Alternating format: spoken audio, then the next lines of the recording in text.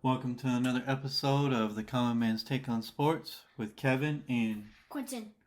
All right, Quentin. We've got a little bit of sports to cover here, but I want to start out with the WNBA. So they played their first game on Sunday for the finals, the Las Vegas Aces and the Liberty. And so it went as I predicted. The Aces pulled away in the fourth quarter. But even though Asia Wilson had a good game, 19 points, 2 assists, and 8 rebounds on 7 of 11 shooting, the story is her teammates. Chelsea Gray, Kelsey Plum, and Miss Jackie Young. Those three really dominated the New York Liberty. Chelsea Gray had 20 points, 9 assists, and 6 rebounds. Kelsey Plum had 26 points, 1 assist, and 5 rebounds. And Miss Young had 26 points, 4 assists, and 5 rebounds on 5 for 8 shooting from 3-point land and 9 of 15 from the floor. And Gray also was 3 of 5 from the 3-point land and 6 of 13 from the floor. So all 4 of those players thoroughly dominated the Liberty. And so the Liberty, Breonna Stewart did have 21 points, 2 assists, and 9 rebounds, but she was 8 of 19 from the floor, 1 of 4 from the 3-point land, and her teammates didn't give her much help other than Miss Jonquel Jones, who had 16 points and 10 rebounds. Nobody else really helped out, and the Las Vegas Aces kind of ran away with it in the fourth quarter. So I said it would be hard for anybody to beat them. The run that Asia Wilson was on and her teammates, and they've continued that run into the finals. They play again on Wednesday. We'll see if the New York Liberty can slow them down on Wednesday. But man, I don't know. That Las Vegas Aces look good. They look good as a team. They're not just a one person show. They really banded together to they sent a message to the New York Liberty in that first game, winning 99-82. I think that message was clear. They held the Liberty to 46% field goal percentage and 31% from the 3-point line, and they shot 54.7% field goal percentage and 40.9% from the 3-point line.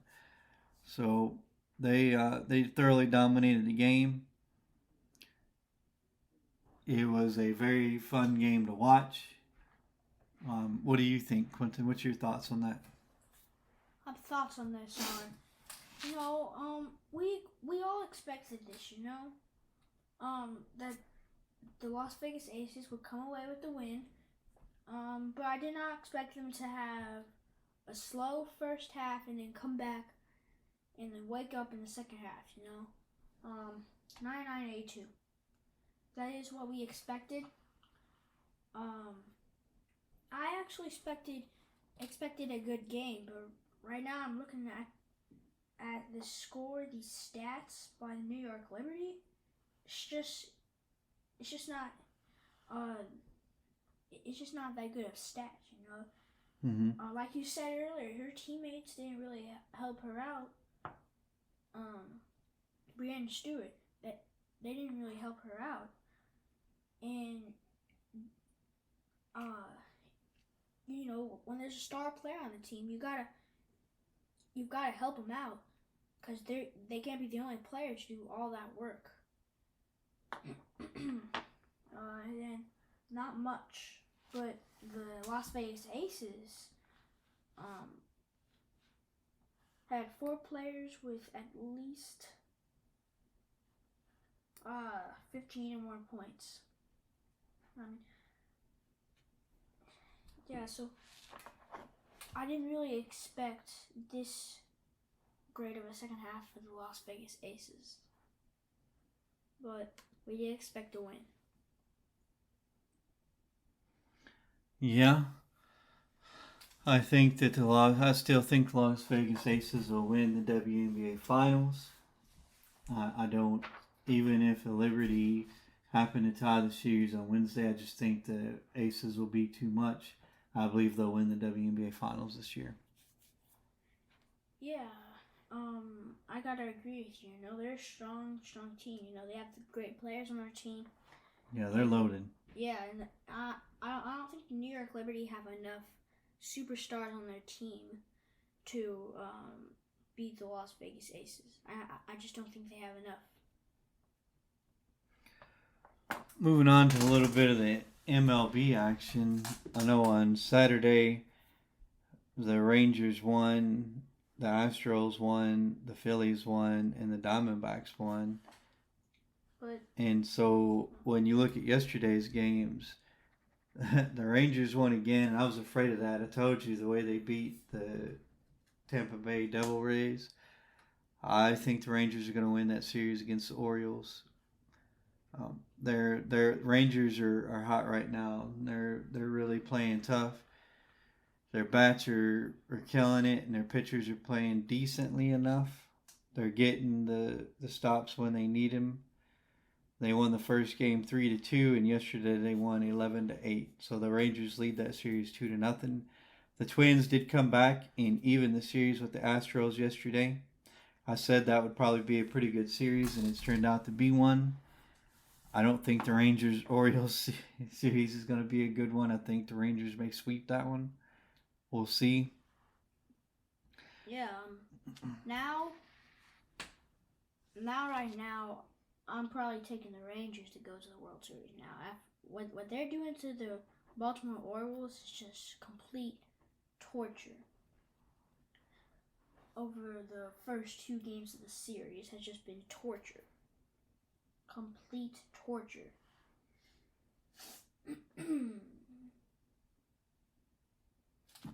As I look at those series again, I still think the Phillies-Braves series will be a really good one, as the Braves came back tonight and got a tough win against the Phillies, and even that series at 1 apiece.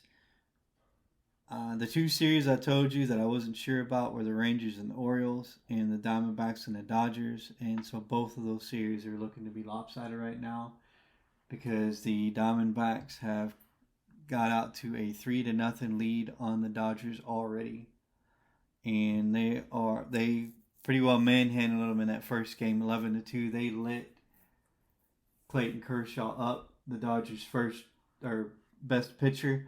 They lit him up. They finally pulled him from the game because they hit like 6 runs on him in a row.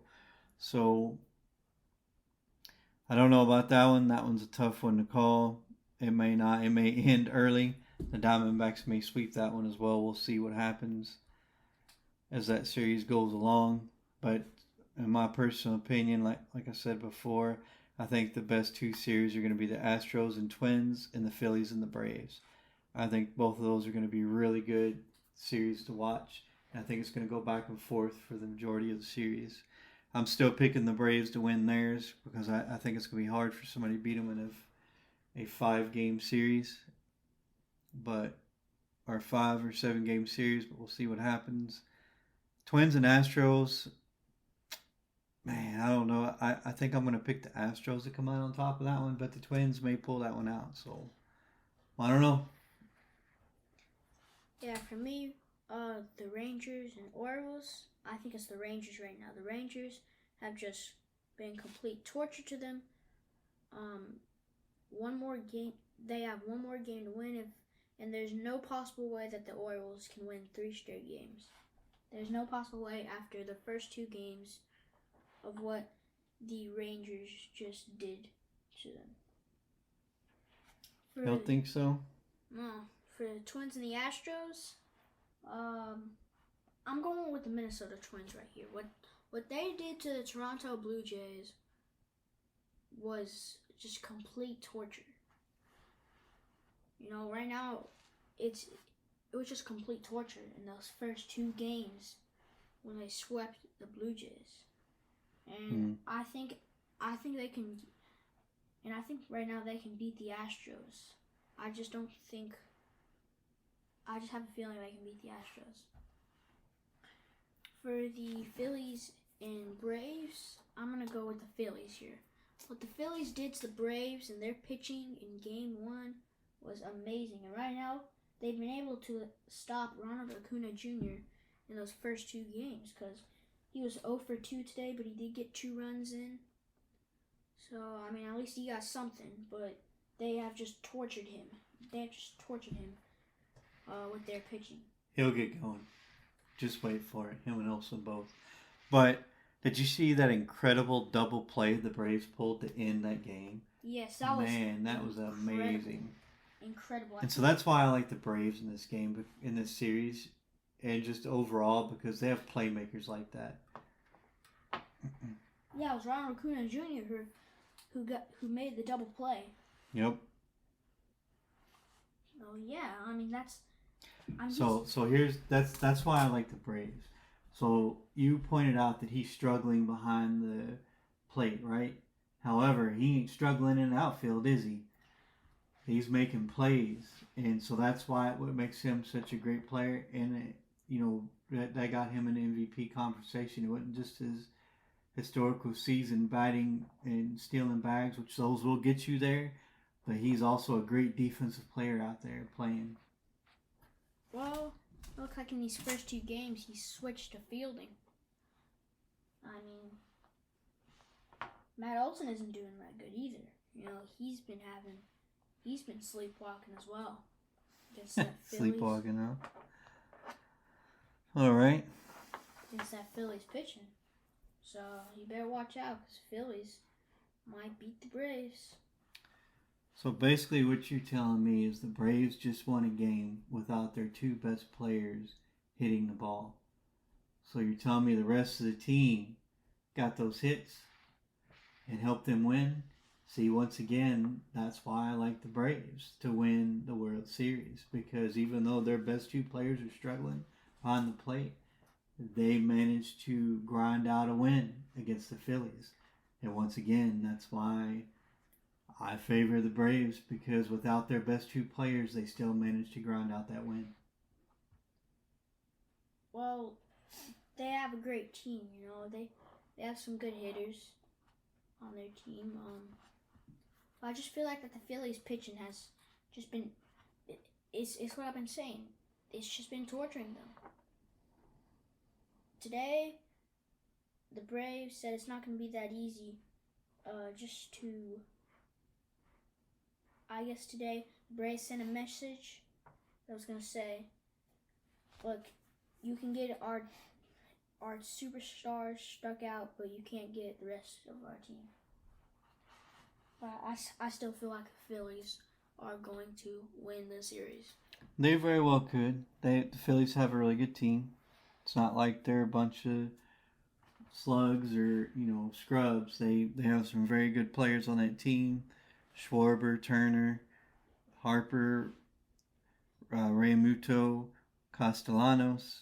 I mean, they're stacked too with good players. So, yeah.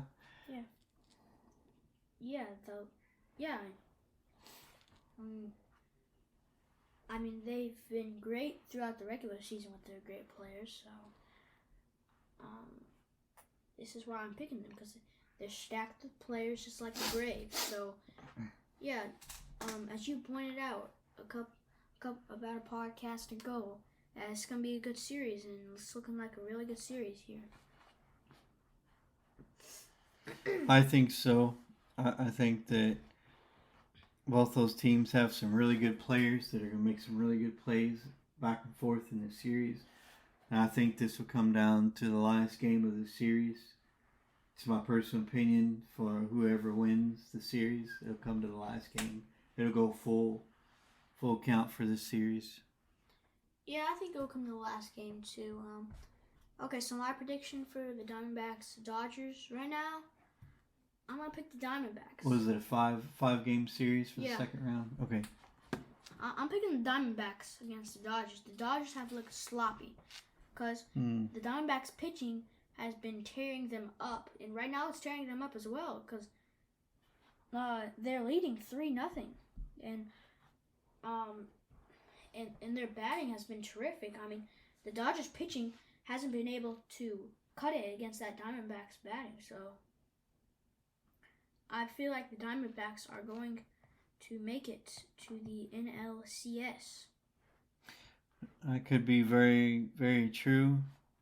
We talked about it before, and I told you that the Diamondbacks are hot. They ended the regular season on a hot streak, so they could absolutely carry that through. Yeah, their season started off great, but then they got a little cold, and then they made it into the playoffs. So yeah, they really could win that series against the Dodgers.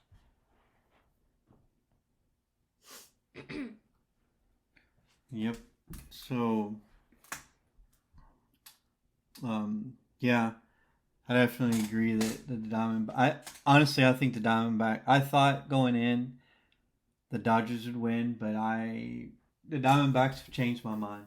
I think that just watching them play that first round series and now against the Dodgers, I think the Diamondbacks will win that series against the Dodgers. I think you're right. The Diamondbacks will make it to the NLCS. I have no doubt that they will definitely make it. I think they're playing at a high level right now. They're on a roll. They're hot. Their bats are hot. Their pitching's killing it. I mean, you couldn't ask for more from a team and their players. Yeah, I mean, you couldn't ask for more. You know, this is a team that was pretty good actually. You know, as I said earlier, start of the season great, middle of the season cold, and then the end of the season great. And now they're continuing that hot streak. And I think they might give the Braves some struggles, just like the Phillies are. Yeah. You might be right with that. Yeah, I mean, I'm just looking at them. You know, they're just tearing up the Dodgers. And I was expecting the Dodgers to win that series. But right now, Diamondbacks have changed my mind after game 1. I did learn something about the Texas Rangers today that you may find interesting. And you may be a little young to know who this is, but there's a rock group called Creed, right? They were popular when I was younger, probably in my 20s. And so the Texas Rangers players are huge fans of Creed. And Yeah, so they have so they play songs in the dugout from Creed during the games. And apparently they have special handshakes for each song between the players. And so the group Creed just came out and said they're Texas Rangers fans, which is interesting. But yeah, I saw it today where they listen to a lot of Creed's music in the dugout and during the game, and they have special handshakes whenever a Creed song plays. Yeah, I learned that today as well. Earlier today, I also learned that. I was very surprised. But, I mean, it looks like it's really motivating them. Sure seems like it, doesn't it? Yeah, I mean, 11-8. That's just great. Against the number 1 seed. I mean, against the second best MLB team this year. 11-8. Yeah, that is true. They were right behind Atlanta with record and some of their stats. So, yeah, the Texas Rangers are handling them pretty good. Yeah. Well, I just thought that was interesting, that little tidbit about the group Creed and the players and how they make special handshakes for the songs, and they'll play a Creed song whenever they get a hit or a home run or whatever as they're coming around the bases back into the dugout. Yeah, it's pretty. Yeah, it's pretty interesting that they're huge fans of the group as a team in general. Yeah, actually, it's pretty interesting. I want to talk about that the Red Sox fired their, I think, hitting coach Mm-hmm. and their third baseman coach. Red Sox had a rough year. My Yeah. guess is they're probably cleaning house to start over next year, or in the winter meetings. Yeah, I was thinking that too when I first saw that. Because I was thinking, well, I mean, they have been struggling this season. They did struggle a lot this season. I thought the Yanks were going to finish in last place, but they did not. The Red Sox did with a 78-84 losing record. Yankees actually had a winning record along with the Blue Jays, the Rays, and the Orioles. So 4 out of 5 teams had a winning record. Yeah, that is true. Yankees were lucky that they did not get fifth place because, They were close, 82 and 80.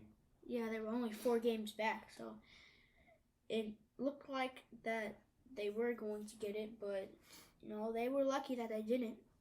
They're lucky.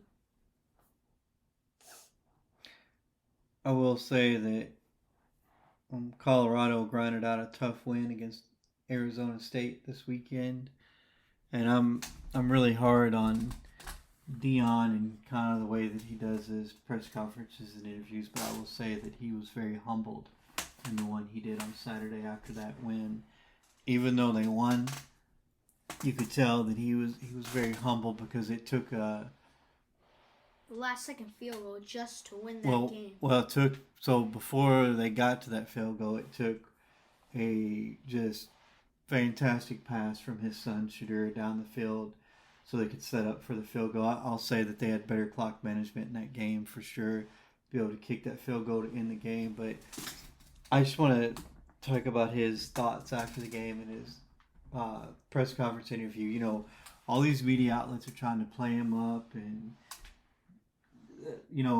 make this narrative around him. However, he said in that interview very humbled, and he was like, we played like garbage. Yeah, we won, but we got a lot of stuff to work on.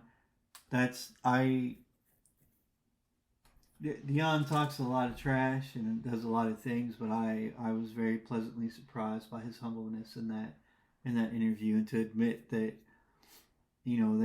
they're still got a lot to do and a lot to go to be where they want to be. So I think that was a plus for him to kind of take a step back and be humble in that interview, and to kind of admit what his how his team played in the Arizona State game. That was pretty nice.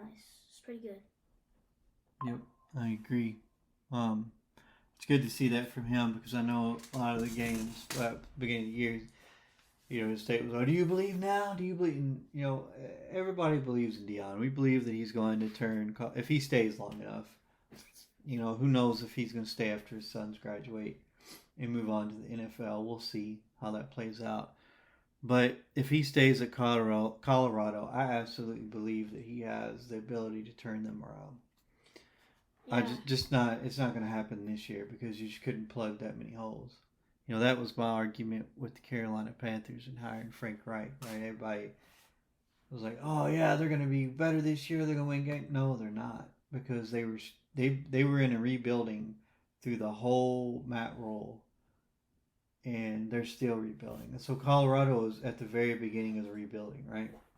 Yeah. And Dion doesn't want to suffer the same success that Jim Harbaugh did. Jim Harbaugh came in to a losing team, won 10 games, and lost to Ohio State. Then the next year, won 10 games, lost to Ohio State, but really should have beat Ohio State. It was a botched call, but whatever. That's in the past. It's 2016. But Jim Harbaugh was a victim of his own success, right? His own immediate success. So everybody expected him to just soar. The problem was they didn't realize that what he was doing with talent, lesser talent, that only won like 5 games the year before. And so, he looked really good. And then when he had the drop off, because he was working on trying to get his own players and make Michigan the place to come to, and they had a couple of seasons where they weren't losing seasons, but they were middle of the road seasons. Everybody was just bashing him for it, and I don't want that to happen to Dion, where he's a victim of his own immediate success. Right? Everybody expects the bar to be higher each year, and so it's not going to be like that for a little while because first off, Dion's got to get the players to come there. Right? Once he gets them to come there, then he has to be able to get more players to come there so he has depth, right? Michigan's in a place now and Jim's in a place now where he's not rebuilding every year. He has depth on his roster. So when a player leaves, they have another great player ready to step up into that role, and so there's not that much of a drop off from season to season as players leave and players replace them, right? Yeah. But it took him 7 years to get there. I don't think people understand how hard it is to get to that point where you're reloading and not rebuilding, right? Georgia didn't do it overnight. Ohio State didn't do it overnight. Alabama didn't do it overnight. Like, it takes time to get there. So I think Dion will get there. It'll be a couple of years. It won't be next year. Probably not the year after, but he'll be there. But I just thought it was good to see him kind of humbled in that interview, and there's a lot of props to him because he was saying the right things and doing the right things in that interview, and I thought that was a pretty good look for him, in my opinion. Yeah, I agree. It takes time. Dion isn't gonna get Colorado an undefeated season and make the college football playoff right away. No. You're not gonna get a Pac-12 championship in your first season. No. It takes time. I mean, Jim Harbaugh's been here for like 8-9 years now. It took time. He's had good win seasons, bad seasons, but it took time, and now he's in a place where he can just if players go to the NFL, he can get better. He can get good players. He's got players developed ready to step up into those empty spots and play at a high level, right? Yeah, like when Hassan Haskins left, they had Blake Corum, Donovan Edwards. Yep. 2 great running backs. Yep. You look at the wide receiver positions, in 21, a couple left, 22, a couple left, and they've just been plugging them in. Roman Wilson, Cornelius Johnson, it's a ongoing thing now. They have players waiting to step into that role who buy into what Jim Harbaugh's selling as a coach, and so they stay around long enough to get that opportunity to start. And so I think Dion's on his way there, but it's just going to take time, like maybe 2-3 years. I don't know. I think you can do it a little faster now with the transfer portal than when Jim and some of these other coaches had to do it without that immediate transfer portal. But again, I think you could do it a lot faster. So maybe Dion could do it by year 3. But I just think people's expectations of a playoff contender right away are ridiculous. It's going to take a few years to get there. Yeah, like when Luke Schoonmaker left, they had Colston Loveland come in. As another example. Which just takes time. Yep. You're not going to be a college football playoff contender already in just one season. It's probably gonna take like 3-4 years for Dion to have Colorado at heights that they have not been on in a very long time. Not since the 90s. Yep. All right, that'll do it for our show today. We don't forget to follow us, hit the like button, subscribe, leave us comments, leave us reviews. We appreciate you guys doing all of that. Don't forget, if you don't like podcasts, we do have a YouTube channel. If you want to recommend us, please continue to recommend us to your friends, family. Help us grow our podcast. We truly appreciate you guys listening, and we hope you continue to listen. Thank you, and that is it for today's show.